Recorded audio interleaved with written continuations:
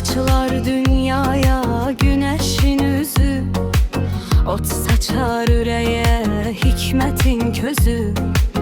Dünya tirlener, nura boyanar, bülbül öpüşende güller oyanar. Meh açar hikmetin söz yakasını, İnsanlar sürerler keyf sefasını. Kalmaz gəm dünyada bir bağlı kapı, ağılla açsalar düğün sapı.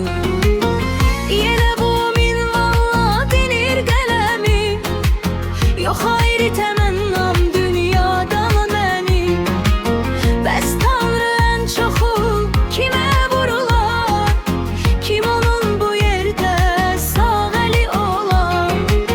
Yenə bu minvalla denir qələmi, yox ayrı təmənnam dünyadan mənim. Bəs Tanrı ən çoxu kimə vurular, kim onun bu yerdə sağ əli olar.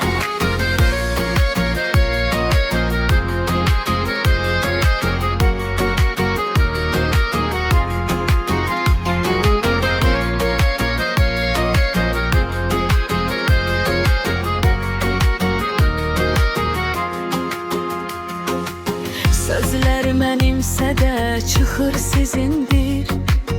İtirsən itəcək, qalsa izindir. İnsanı yaradan Tanrımız təkdir. Hikmətidən ulu bir gələcəkdir. Gələndə dünyaya cəmi canlılar, hərəsinin öz yeri, aləmi var. Hər dilin öz sirri, öz açarı var.